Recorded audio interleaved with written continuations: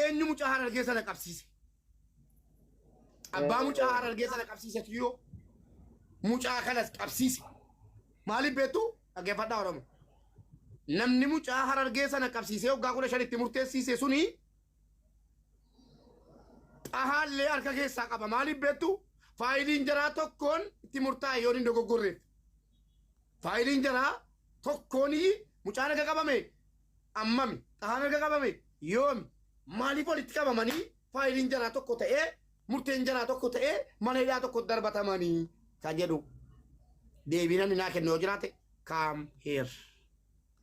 Mubarak hundumti keessan salaamu alaikum ni baay'ee dhagaa qabatamaadhaan walirraa falmina namni maqaa waamame qoyna Munir namni maqaa waamame immoo eenyuun ni Kaayiroo keessaa in waamna anatu waama ayyee jalqaba irratti galatoomaa hundumti keessan nuti ragaa qabatan malee akkanaan hin deemnu dheengaddas wanni nuti arrabsineef ati gocha kana hin goote maasa galee ta'uu diddeedha mucaan Harargeedha abbaa ofii gargaarsaaf yookiin immoo haadha ofii maatii ofii tajaajiluuf biyya baqate keessa Kaayiroo keessa jiraata kun obboleessa kooti maa qabsiiste jechuudhaan yookiin immoo ati Oromoodhaan Oromootti akkana gochuun kun sirraa hin bareedu jechuudhaaf mucaan Harargee kan qabamee jiru Kaayiroo keessatti jechuudha maqaa isaatii fi sagalee inni naa erge isin dhaggeeffachiisa dhaggeeffadhaa uummanni Oromoo hundumti keessan dhaggeeffadhaa waan kana maal ijoolleen Kaayiroo ayyee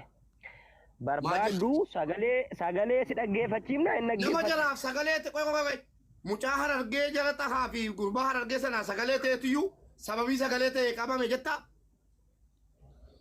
mucaa inni Harargee jalqaba ofii isaatii fi isaaf sagalee ta'e qabame brother dhaggeeffadhu sirriitti isaaf sagalee ta'e ijoollee Harargee gadi baatee sagalee ta'aniif qabsiisanii hin qabsiise kunoo haadhaafis kaalidii gurbaa ijoollee Harargee qabamteefis sagalee ta'eera naa qabsiisanu kama kunoo tasan jira Kaayiroo ayyee amma dhaggeeffadhaa hundi keessan nuti asirra dhumne rafii sirraa kaane dhumne dubbiin badee jira Mubaarak haasaa sirreeffataa deemna jalqaba irratti namni nama kana nu fiduu dandeessaa nu suuraa isaa ol baafna nama kana nu fiduu dandeessaa maqaa isaa waamna nama Ijipti keessa jiru yoo ta'e waan ibsa'u manguddoo jira seera jira abbootii amantaa jira Oromoo miidiyaan akkaamu jira namni immoo Oromoo tokko irratti kana raawwatu yoo jiraate eeyyee manguddoota anamma waamuu nan danda'a isa abbaa barbaade eenyu maqaan isaa ayyee dhaggeeffadhaa Mubaarak nu jala naase nama nuti akka biyyaattis hin dubbanna biyya keessaa is nama qabna sagalee kan dhaggeeffadhaa hundi keessa wajjin dhaggeeffatan sagalee kan qoyyaa wallaahi dhaggeeffadhu muti godhadaa dhaggeeffadhaa qoy dhiifama Mubaarak dhiifama takkatti hin dhaggeeffannaa sagalee dhimma biraa yoo ta'e malee dhimma kana yoo ta'e dhimmi wal xaxaa cimaa guddaadha yeroo tokko qoyyaa naa obsi ani rakkoon qabuun dhaggeeffannaa uummata akkaaf jedhe maaliif jennaan an dhiifama illee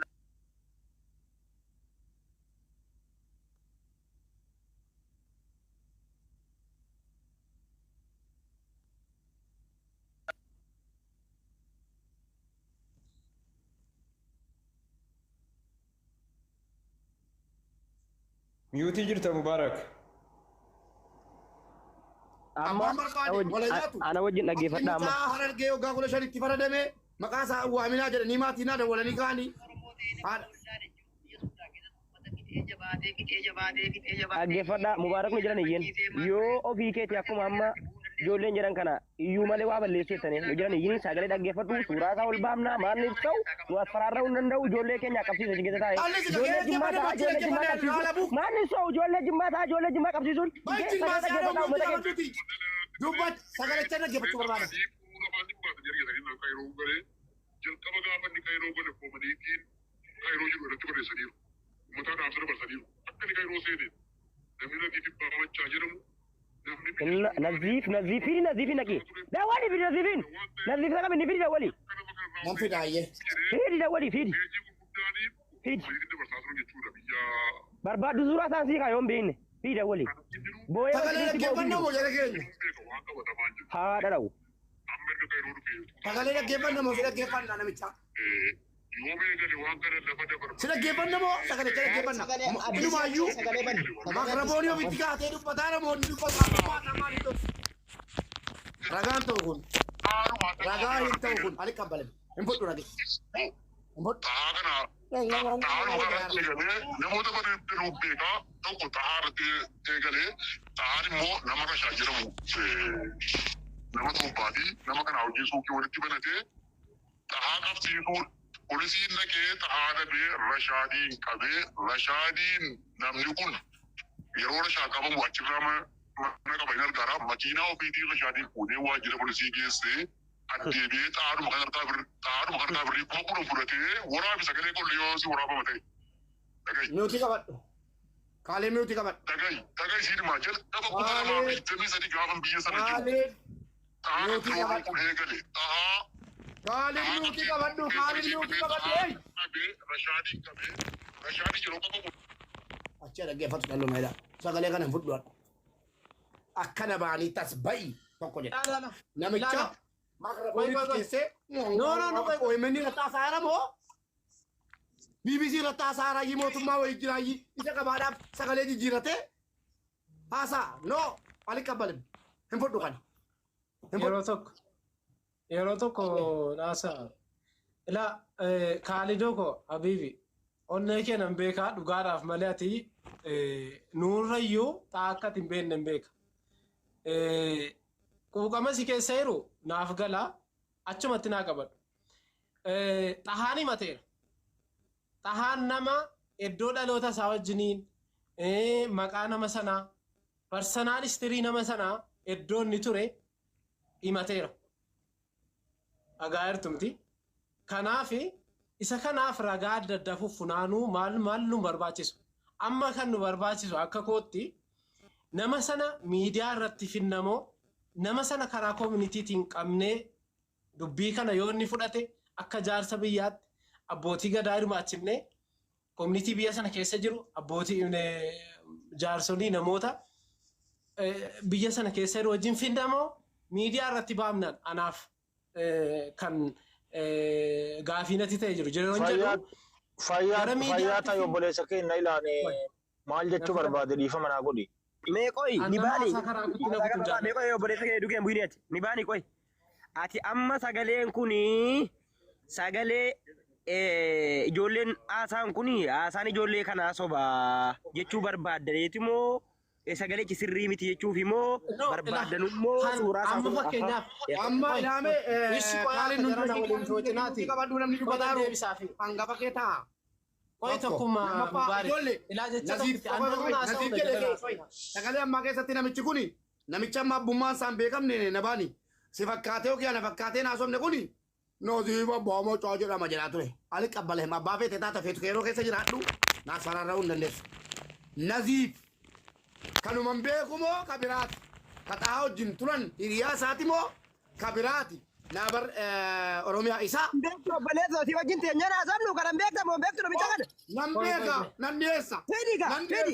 Fiidi dawwaliif fiidi. Ciqicciqii isa ijoollee asirratti wajjin taa'anii haasaan hin barbaadu biraazar. Yoo fiddaa dhagaa dhugaa Sila dhiifama waliin. Maa sadarkaa kana geettan koo maa jarjartan maa jarjaruu maa barbaachisa. Dhaggeeffadhaa. Wanni kun waan ji'a jaati biifoolee hin jarjaramne dhaggeeffadhaa. Maqaa namaan balleessinu tokko itti dawwalee waama lama dhugaarra dhaabannee falmina sadii akka namaa kamiinuu muzollomnu isa du'eef jiraatti najjeesina. Yaa jaran. Assalamu alaikum. Naziif akkam jirta? Dhiifamaa wajjin Mubaarak Musammaa jedhiitti sarchi godhi. Tookii kottu himata wayii sitti banamee jira mana kotti. Laa nagaadha. Himannaa wayii ijoollee wayii sii mataaroo biyyarraas Dubaayirraas biyyoota adda addaarraa. Mubaarak Musammaa jedhi sarchi godhi tiktookii koo jala kottu. Sadii barreeffadhu kottu. Mubaarakin jarjarte yaani waan akkasii irratti waliin galu. Maaliif Taatee qoy dibaani maal taatee qoy. Qoy na nagaa kama. Haasaa gaarii dubbatee ati maru dubbee deebitaat. Ni kilakki. Ila. No. Ila. Lagai. Inni si ilaani baa dhaggeeffadhu. Inni si ijoollee jimmaati. Inni kunis ijoollee jimmaati. Nuti kan barbaadnu dhugaadha. Eenyuun ni eega jarri nuti kam jedhaa jirru yoo isa kana ta'e yoo Naziif isa kana ta'e ijoollee keenya ta'anii yookiin miira keessa galanii wal qabsiisan dhugaa isaa asirratti ibsee an keessaa hin qabu yoo inni immoo keessaa qaba jedhee asirraa bu'u malee namni biraa isa fakkaatee maqaa isaa fakkaatee wareeruun barbaadu. Naziif hin dubbatiniiti Oromiyaan dubbatu nabaani maal yoo dhufee erga ragaa qabaate yoo dhufee ragaa qabnutti raggaasifnee Oromoonis dhagahee anka yeroo taa'e tan hin akkasiin jedhu si galee Oromoonis dhagahee rakkoo maalii qabaa siin jechuufan jedhe tun hin dubbatin Naziif hin dubbatin. Ani baay'ee gaaffii bareedaadha. Dhimmichatiyyoo dhimma nu asirraa dubbannee yookaan teenye akkasitti wacine biraa gallu natti fakkaatu. Yeroon jedhu dhimma gadi fageenyaan hubatamuu qabuu fi dhimma baay'ee garaa nama laalessu dhimma walitti bu'iinsaa bakkataa guddaati. Maal nabaani Saaraanaa kalite kaateen irratti hin qabin. dhufuun isaa rakkoo maalii qabaa isinoo miidiyaa irratti maxxansuun rakkoo hin qabaanne. Hin dhoofne ani la amma waa nama kana man dhoofne. Miidiyaa irratti maxxansuu rakkoo hin qabaanne nama kana dhufee ofirraa adeeffachuun rakkoo maalii qabaa ture. Adeeffadhaa bakka ishi. Akka fixan itti fixadhaa rakkoo hin qabu. Dhibee kan meeshaa yeroo jirtan Ni amma fakkeenya bu'aa himatu qabata. tokkoffaa ana Naziifin kan barbaadu anatu barbaade maaliif tokkoffaa. Ani miti qabatta himattee himannaa keessi miti kan gaafatu miti qabatta. Naziif salaamu alaikum. Halo? Oh, salamu alaikum Naziif. Biti ho'i jira qoy. Siifan dawwala. Laayibii irra jira. Naziif baga nagaan dhufte. Naziif baga nagaan dhufte. Naala shaqlaq nama biraa tol galee booloo gurra tara deemi kottu qamaacaa miila jaljeessa. Wushaa. Maal ol galtee afaan mantee teessa. Naziif sadii barreeffadhu. Bilookiin narraa buusaa nama sobe. Maal kun hin jedhe bareen. Naziif sadii barreeffadhu.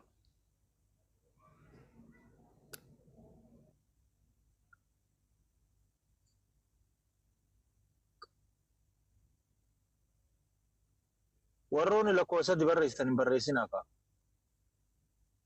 Qeerroo Oromoo Kiyyaroo.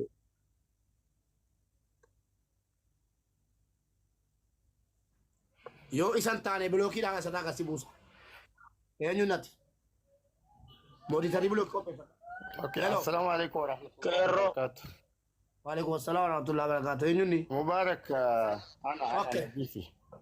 Naziif akkam jirta Naziif? Akkam jirtu nagaa keessanii hundumti keessan. Alhamdulillah nagaa keenya akkam fayyaadha? Alhamdulillah nagaa. Alhamdulillah.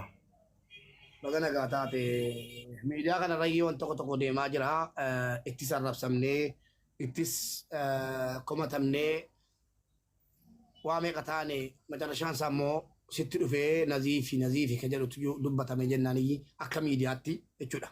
Akka miidiyaa namoonni hedduun ni matamu. Mubee jedhuun haasaa keetti guutii waa tokkittiin himaa dhiifama hojii dhaafanii mana hidhaa kaayiroo sana keessaa naafis bilbilamee namni Naziif jedhamu kun natti himamee baay'ee biizii ta'e mucaan tokko imimmaan buusee boo'ee natti himate wallahi Naziifin fuula isaan beekanii imimmaan buusee boo'ee jechuudha baay'ee garaana nyaatee ani yeroo kana sooma keessa biiziin jira maalan sii godha jennaan naa rakkadhu jedhee baay'ee garaannee na raase ansaatiin amma siin dubbadhu kana bakka namarraa deemeen siin dubbataa irra wajjin hojjedha waan ta'eef baay'ee garaana nyaate jechuudha nama kana naa qabi bakka kiyyallee anillee tan deebi'aa hojiirra hin jira nabaanii naaf qabu namni sun garuu si shakkii keessaa qaba namni natti mate sunaan dhuguma ni magaa sis waan shakku qaba namni natti mate Hayyee. namni natti mate sis waan shakku qaba Nama Naziif jedhamu maqaa isaa fuula isaan beeku natti matee ture boo'ee natti mate dhugaa baay'ee garaana nyaate kan namaan dubbattaa akkasitti allayyaana buusinaan jedhee